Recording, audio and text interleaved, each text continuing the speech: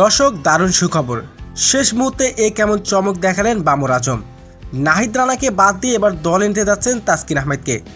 টানা 3 ম্যাচ হেরে এবার টনক নড়েছে বাবরের, তাই তো দলের শক্তি বাড়াতে এবার দলে নিচ্ছে তাসকিন আহমেদকে।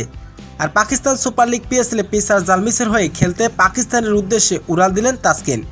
আর এই প্রথমবারের মতো পিএসএল খেলবেন তিনি। দর্শক ভিডিওটি না টেনে সম্পূর্ণ দেখার অনুরোধ রইল।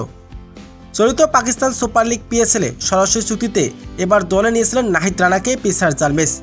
পিএসএল জালমিসের হয়ে খেলার কথাও ছিল তার, তবে বাংলাদেশের টেস্ট সিরিজ থাকার কারণে আর দলে যোগ দিতে পারেনি বাংলাদেশের এই গদি তারকা পেসার। বোলিং ঘাটতি নিয়ে শুরু করতে হয়েছে পিএসএলের এবারের আসর।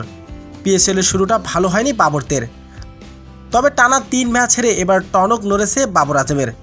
অবশেষে কুল কিনার খুঁজে না পেয়ে নাহিদ রানাকে বাদ দিয়ে এবার দলে ফেরাতে যাচ্ছেন তাসকিন আহমেদকে।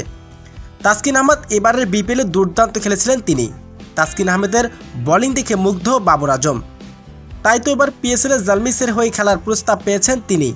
আর এবার পাকিস্তান সুপার লিগ পিএসএলে প্রথমবারের মতো মাঠ মাতাবেন বাংলাদেশের গতিময় তারকা পেসার তাসকিন আহমেদ।